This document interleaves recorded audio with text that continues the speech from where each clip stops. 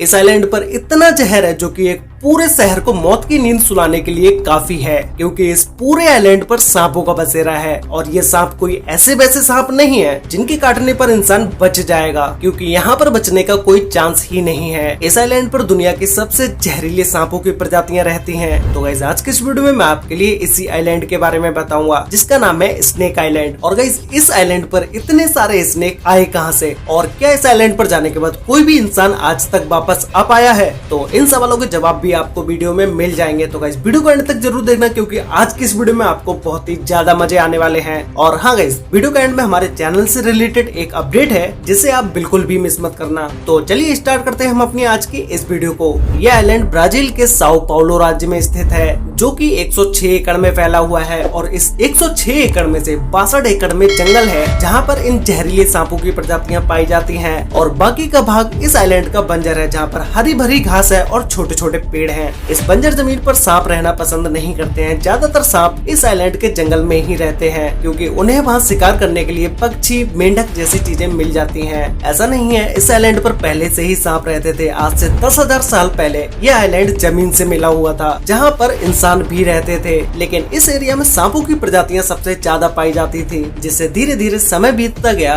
और समुद्र का वाटर लेवल भी बढ़ता गया, जिसकी वजह से ये आइलैंड वहाँ की जमीन से अलग हो गया। इस आइलैंड पर रहने वाले इंसान तो शहर में आकर रहने लगे, लेकिन इस आइलैंड पर रहने वाले सांप वो सब वहीं फंस गए। जब ये आइलैंड बना उस समय इस पर इतने ज्यादा सांपों की संख्या नहीं थी, लेकिन समय बीतने के साथ साथ सभी सांपों ने इसी आइलैंड पर रहना शुरू कर दिया, जो कि आज के समय में इस आइलैंड पर सांपों की संख्या 4,30,000 से भी ज्यादा है, जिसमें से एक से बढ़ के एक डेंजरस सांप इस आइलैंड पर रहते हैं। और इस आइलैंड पर रहने वाली सभी सांपों की प्रजातियों में से गोल्डन लॉसहेड नाम के सांप की प्रजाति सबसे ज्यादा डेंजरस है। ये सांप इतना ज्यादा खतरनाक है कि इस सांप ने अगर आपको कहीं पर भी काट लिया तो उस जगह का मांस गलना शुरू हो जाएगा। और इस सांप की प्रजाति दुनिया के टॉप 10 सबसे डेंजरस सांपों की प्रजातियों में से एक है। इस स्नेक से एक बार में निकलने वाले जहर से 2 से 5 लोग मर सकते हैं, इससे ज्यादा भी हो सकते हैं। That's enough to kill 3 or 5 people.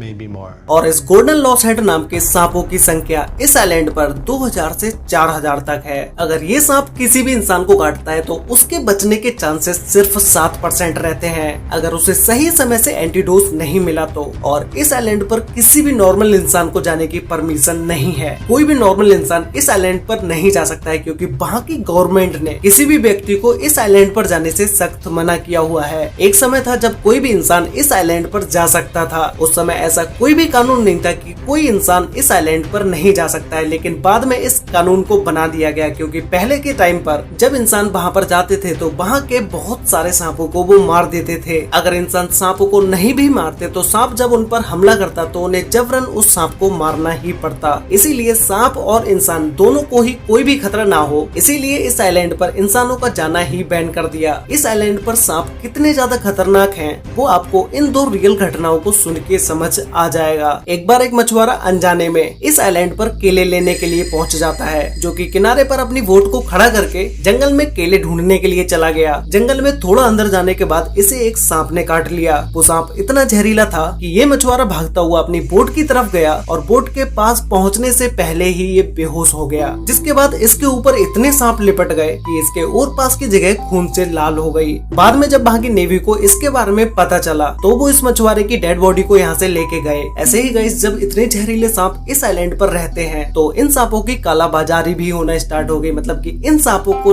चोर चुरा के ले जाते थे और ब्लैक मार्केट में इन सांपों को बहुत ऊंचे दामों में बेच देते थे, क्योंकि ऐसे जहरीले सांपों की मार्केट में ज्यादा डिमांड होती है। इसी चीज की निगरानी करने के लिए इस आइलैंड पर एक बंदे को रखा गया, जो कि अपनी फैमिली के साथ इस आइलैंड पर बने लाइट हाउस में रहने लगा। एक रात कुछ सांप इनके घर में घुस गए, जिनसे डर के ये बाहर जंगल की तरफ भागे और वहाँ पेड़ पे बैठे सांपों ने इन्हें काट लिया, जिससे इस पूरी फैमिली की डेथ हो गई, जिसमें एक आदमी, उसकी पत्नी और उनके 3 बच्चे ये सभी मारे गए। और ये घटनाएं कोई काल्पनिक नहीं है, ये रियल घटनाएं हैं। इस आइलैंड पर कितने ज्यादा सांप हैं इस बात का अंदाजा आप इसी चीज से लगा सकते हैं कि आपको इस आइलैंड पर 1 स्क्वायर मीटर में 1 से लेके 5 सांप देखने को मिल जाएंगे। और इस आइलैंड पर पीट वाइपर नाम के सांपों की भी एक प्रजाति रहती है, जो कि ये सांप भी दुनिया के सबसे डेंजरस सांपों में से एक है। इस आइलैंड पर रहने वाले सभी सांप खाना और पानी पीने के लिए किनारों पर आ जाते हैं। खाना मैंने इसलिए बोला क्योंकि ये स्नेक्स मछलियों को भी पकड़ के खा जाते हैं। वैसे तो इस आइलैंड पर ज्यादा पक्षी रहते नहीं हैं, लेकिन जो पक्षी दूर से उड़ते हुए आ रहे होते हैं वो इस जंगल में आराम करने के लिए बैठ जाते हैं। लेकिन उन्हें क्या पता कि इस जंगल में कौन से दानव रहते हैं और वो पक्षी इन सांपों का शिकार हो जाते हैं। इस स्नेक आइलैंड पर सिर्फ वही लोग जा सकते हैं जो रिसर्चर्स हैं, जो सांपों के ऊपर रिसर्च करते हैं और उनके एंटीडोज बनाते हैं।